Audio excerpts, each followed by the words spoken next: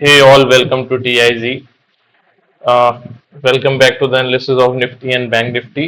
जैसा कि पता है कि हम निफ्टी और बैंक निफ्टी इंडेक्स का एनालिसिस करते हैं based on demand and supply theory. तो जब भी कुछ भी अपॉर्चुनिटी होती है तो ये एनालिसिस मैं करता हूँ और उसको अपलोड करता हूँ। तो अगर आपको इंस्टीट्यूशंस के बारे में सीखना है, डिमांड सप्लाई थ्योरी कैसे काम करती है, ये जोन्स कैसे काम करते हैं, तो you are on the best platform. तो देखते हैं निफ्टी और बैंक निफ्टी का एनालिसिस कि कल हमने क्या एनालिसिस किया था और क्या वो एनालिसिस वैसा गया या नहीं गया। तो पहले आ जाते हैं निफ्टी के ऊपर। निफ्टी में देखो बात क्या की थी हमने कि जो ये वाला डेली डिमांड जोन है, इस डेली डिमांड जोन से प्राइस अभी ऊपर की तरफ जा रहा है और ये डिमांड जोन कंपैरेटिवली स्ट्रांग है। मतलब बैंक निफ्टी से जब हमने कंपैरिजन किया था तो ये जो डिमांड जोन से रिएक्शन आ रहा था वो इस डेली डिमांड जोन का रिएक्शन स्ट्रांग था कंपेयर टू बैंक निफ्टी। फिर हमने लोअर टाइम फ्रेम और एक बार इस टाइम फ्रेम को भी, सप्लाई जोन को भी मार्क कर लेते हैं। जिन्हें ये समझ नहीं आ रहा कि ये डिमांड सप्लाई थ्योरी क्या है, वो मेरे चैनल पर जाकर देख सकते हैं, how to trade demand zone and supply zone. उसमें मैंने कॉन्सेप्ट को एक्सप्लेन किया है कि ये डिमांड सप्लाई थ्योरी का कॉन्सेप्ट बेसिकली क्या है, ये कैसे जोन्स फॉर्म होते हैं और इन जोन्स की इंपॉर्टेंस क्या है, इंस्टीट्यूशंस कैसे इन जोन्स में इन्वॉल्व होते हैं, ये सब कुछ एक्सप्लेन किया है। आपकी सुविधा के लिए मैं उसका लिंक दे दूंगा डिस्क्रिप्शन बॉक्स में, तो उस वीडियो को देखिए और फिर आप एनालिसिस देखेंगे तो काफी हेल्पफुल रहेगा, समझ में आएंगी चीजें क्या है। तो निफ्टी में ऐसी बात की थी कि अगर स्लगिश मूव, देखो यहां से क्या थी, स्ट्रॉन्ग मूव आ रही थी 125 मिनट के टाइम फ्रेम पर अभी हम हैं। तो यहां से क्या थी, देखो बिग ग्रीन कैंडल बन रही थी। अगर ये स्लगिश मूव आते हुए अगर प्राइस इस सप्लाई जोन में चला जाएगा तो क्या होगा कि यहां से एक सेलिंग रिएक्शन देखने को मिल सकता है। लेकिन क्या हुआ, प्राइस वहां तक गया ही नहीं, पहले ही सेलिंग रिएक्शन आ गया। उसके पीछे रीजन है, वो रीजन भी हम डिस्कस करेंगे। लेकिन क्या है कि एनालिसिस जैसा किया था वैसा नहीं हुआ। एनालिसिस के अकॉर्डिंग क्या था कि स्लगिश मूव हो, जो कि मूव तो स्लगिश हो गई थी धीरे धीरे। कल जो हमने डिस्कस किया था कि देखो ये स्ट्रॉन्ग कैंडल्स हैं और ये स्लगिश मूव है, और अगर ये थोड़ा सा ऊपर जाकर इस सप्लाई जोन को टच करता तो रिएक्शन हम ऐसा कंसीडर करते कि सप्लाई जोन से आया। लेकिन पहले ही रिएक्शन आ गया। उसके पीछे जो मेन रीजन है वो बैंक निफ्टी का है, वो हम समझेंगे भी जब हम बैंक निफ्टी डिस्कस करेंगे। अभी पहले हम निफ्टी को देख लेते हैं कि अपॉर्चुनिटी क्या है। देखो ये वाला जो सप्लाई जोन बना था बैंक निफ्टी में, वो निफ्टी का क्या था, वीक सप्लाई जोन था। इसलिए मैंने बोला था कि ये सप्लाई जोन ब्रेक हो जाएगा, और ये सप्लाई जोन देखो ब्रेक हुआ, इसको प्राइस ने रिस्पेक्ट नहीं किया, इसके ऊपर जाके क्लोज कर दिया और फिर बीच में कहीं से ही प्राइस में सेलिंग आ गई। ठीक है, अभी देखो हो क्या रहा है। ये तो पिछला एनालिसिस हमने बात कर ली। अभी करंट सिनेरियो में क्या है, देखो ये 25 मिनट का सप्लाई जोन बना दिया, और ये सप्लाई जोन क्या है, लो क्वालिटी का सप्लाई जोन है। और इस सप्लाई जोन में देखो क्या हुआ, आज के दिन ही प्राइस इस सप्लाई जोन को बनाता है 75 मिनट पर, और इसी सप्लाई जोन में एंटर करके सेलिंग रिएक्शन देखने को मिल जाता है, जो कि थोड़ा सा एनालिसिस के विपरीत में है या थ्योरी के अकॉर्डिंग नहीं है। जैसे डिमांड सप्लाई की थ्योरी कहती है उसके थोड़ा सा अगेंस्ट चीजें हैं। बट ठीक है, रैंडम चीजें भी होती है मार्केट में। अब इंस्टीट्यूशंस का ने अपने जो एक व्यू बनाया था उससे शायद टर्न ले लिया है। अब उनका क्या व्यू है ये समझना थोड़ा टाइम लगेगा इसमें कि क्या वो चाहते हैं। तो यहां पर देखो ड्रॉप और बेस ड्रॉप का सप्लाई जोन बनाया, और इस लोअर लो क्वालिटी के सप्लाई जोन का रिस्पेक्ट होना। हालांकि लेग इन और लेग आउट तो बहुत स्ट्रांग है, बेसिंग भी एकदम परफेक्ट है, बट इस सप्लाई जोन ने ऐसा कुछ किया नहीं है। सप्लाई जोन में उतना पोटेंशियल दिखता नहीं है इंस्टीट्यूशनल थ्योरी के अकॉर्डिंग। तो क्या है कि ये सप्लाई जोन रिस्पेक्ट हो रहा है। मतलब क्या था कि डेली डिमांड जोन से प्राइस ऊपर की तरफ जा रहा है, स्ट्रॉन्ग डिमांड जोन से प्राइस जा रहा है और स्ट्रॉन्ग तरीके से ऊपर जा रहा है, और उसके बाद भी सप्लाई जोन रिस्पेक्ट हो गया। तो थोड़ा सा क्या है कि डाउट आता है कि क्या इंस्टीट्यूशन सब प्लान कर रहे हैं। लेकिन हम अपने एनालिसिस पर इंटैक्ट रहेंगे कि जो 125 मिनट का डिमांड जोन कल हमने डिस्कस किया था कि ये वाला जो 125 मिनट का डिमांड जोन है, ये अभी क्या है, स्ट्रॉन्ग डिमांड जोन है। क्यों स्ट्रॉन्ग डिमांड जोन है? क्योंकि अभी भी मैं बायर्स को कंट्रोल में मानता हूं। सेलर्स हालांकि दिखा रहे हैं धीरे धीरे कंट्रोल लेना, बट उतना इफेक्टिव नहीं लगता कि अभी ये इनिशिएटिव है, एक शुरुआत है यहां से कि एक सेलर कंट्रोल ले सकते हैं। लेकिन अगर प्राइस इस डिमांड जोन में आ जाता है कल के दिन या एक दो दिन में आ जाता है, तो क्या हो सकता है कि यहां से हमें ऊपर की तरफ एक रिएक्शन देखने को मिल सकता है। फिर ऐसा हो सकता है कि अगर तो यहां पर एक सप्लाई जोन और फॉर्म हो गया, जैसे यहां ड्रॉप बन गया, ये दो बेस कैंडल बन गई, यहां पर भी एक ड्रॉप कैंडल बन गई। तो फिर क्या होगा, तो ये 125 मिनट का ड्रॉप बेस बेस और ड्रॉप का सप्लाई जोन हो जाएगा। और ड्रॉप का सप्लाई जोन बनाकर अगर प्राइस आता है तो हो सकता है इस डिमांड जोन में आए और फिर यहां से ऊपर जाके इस सप्लाई जोन को हिट करे, तो यहां से एक सेलिंग रिएक्शन देखने को मिल सकता है, या फिर ऊपर का ये रैली बेस ड्रॉप का सप्लाई जोन जो है वहां से एक सेलिंग रिएक्शन देखने को मिल सकता है। अभी थोड़ी स्टेट क्या है, कंफ्यूजिंग है। तो अभी जो डिसीजन लेना है वो तो मतलब इतना सही नहीं होगा कि हम डिसीजन ले लें कि डिमांड सप्लाई के बेसिस पे कि यहां से प्राइस नीचे आना चाहिए। तो क्या है कि ये डिमांड जोन अभी रिस्पेक्ट हो सकता है। एज ऑफ नाउ क्या है, ज्यादा आगे की बात नहीं करते, एज ऑफ नाउ ये क्या है कि प्राइस अगर इस डिमांड जोन में आता है, कैसे भी आ जाता है, मेरे अकॉर्डिंग क्या है कि कैसे भी आ जाए तो ये रिस्पेक्ट हो सकता है।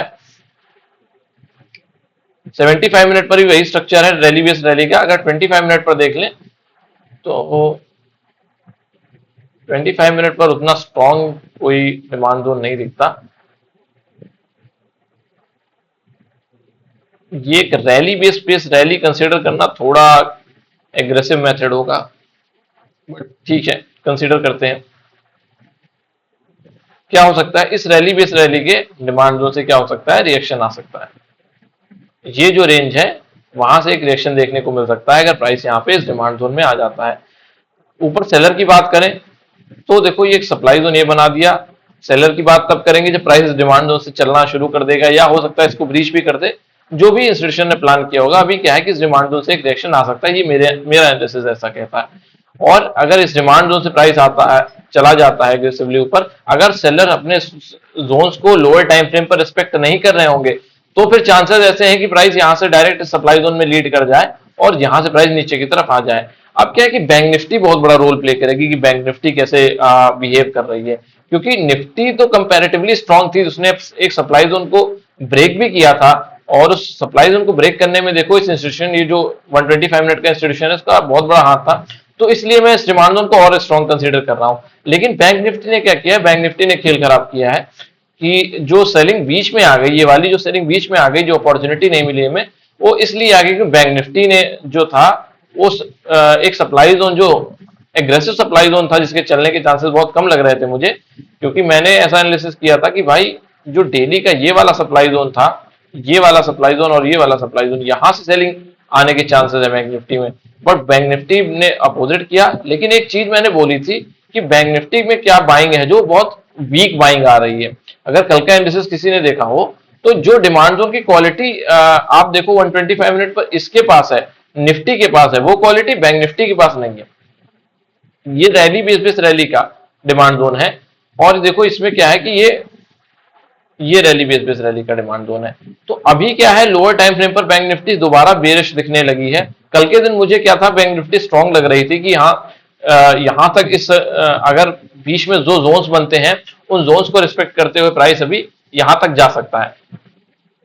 लेकिन क्या था, बीच में कोई ऐसा जोन बना नहीं जो क्वालिटी का जोन था। एक अगर आप देखो तो ये रैली बेस्ड रैली बना था, लेकिन ये रैली बेस्ड रैली कल के दिन ही रिस्पेक्ट हो गया था और यहां से प्राइस ऊपर भी चला गया था, और इसी सप्लाई डिमांड जोन से प्राइस क्या हुआ है, सप्लाई जोन के अंदर एंटर कर गया। मतलब जो बैंक निफ्टी में गिरावट आई है उस गिरावट के पीछे कारण क्या है, ये सप्लाई जोन है।